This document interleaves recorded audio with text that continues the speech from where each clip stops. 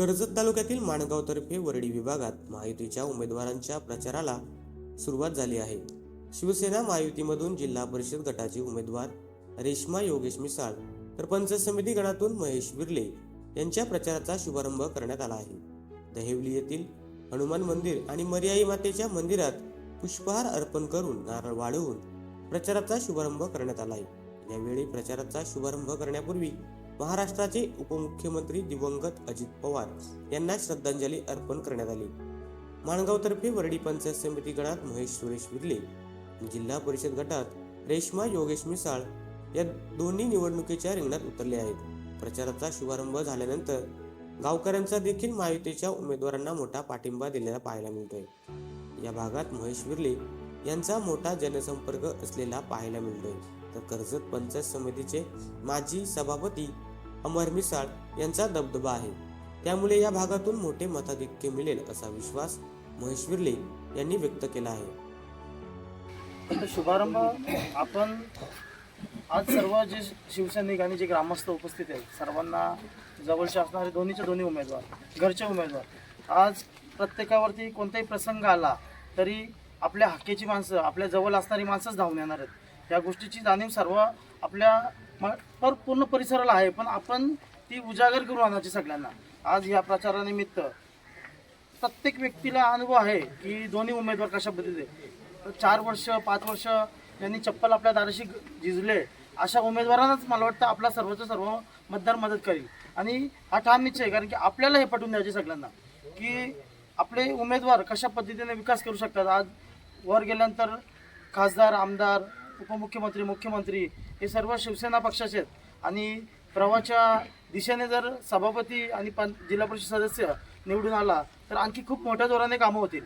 याच्या व्यतिरिक्त जाऊन इलेक्शन पुरते येणारे व्यक्तिमत्व खूप वेगळे असतात आणि म्हणजे इलेक्शनमध्ये जसं पावसाळ्यामध्ये काजवे रात्रीचे जसे चमचमतात तशा प्रकारचे काही उमेदवार आहेत आणि अखंड सूर्यासारखे तेज देणारे तुमचे भाव आणि हक्काची माणसं आपल्या सोबत आहेत। तर ही गोष्ट आपल्याला सर्व लोकांना जाणीव करून द्यायची।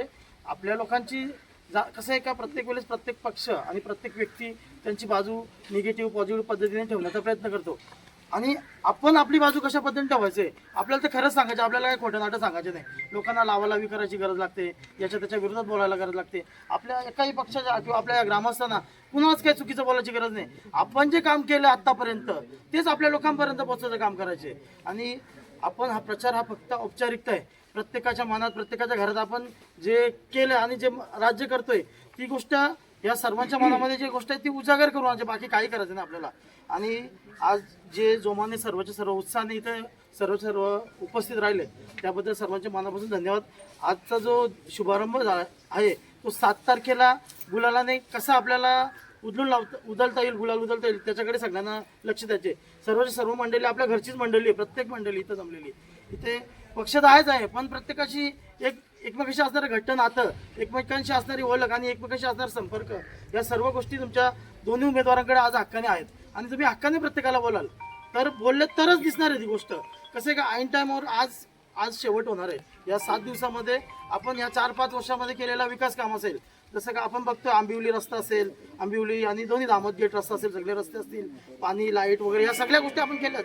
पण याच्या व्यतिरिक्त जाऊन घर म्हणून आपण सगळ्यांना जपल्यात अजून परत। आणि त्याला कसं झालंय की आज अचानक कोणतरी कुठला तरी उमेदवार येईल, त्यांनी कधी पहिली दुसरी पण बघितली ना, त्याला 10वीच्या परीक्षेला आपण बसवतोय आणि तो उमेदवार काय करेल ही गोष्ट आपल्याला जाणीव करून द्यायची आणि आपलीच लोक जाणीव करून देतील। लोकांना सवय झाल्या पाहिजे चप्पल घासायची आपल्या दाराशी, तरच पुढची ही जाणीव आपल्या लोकांना, हे तुम्ही तर घरचीच आहेत परंतु हे आपल्या लोकांना 4 वर्ष इथं आल्या पाहिजे चप्पल घसत तरच पुढची उमेदवारी, तरच चांगलं नेतृत्व घडेल। जर आपल्याला चांगला मतदार घडला तर चांगलं नेतृत्व घडेल। ही गोष्ट आपल्याला प्रत्येकाला पटवायची आणि ते पटवण्यात सगळे सक्षमच असतील, काय विषय नाही। हा जो आपला लढा आहे तो लढा 7 तारखेला विजयाने संपेल अशी मी आशा ठेवतोय। धन्यवाद।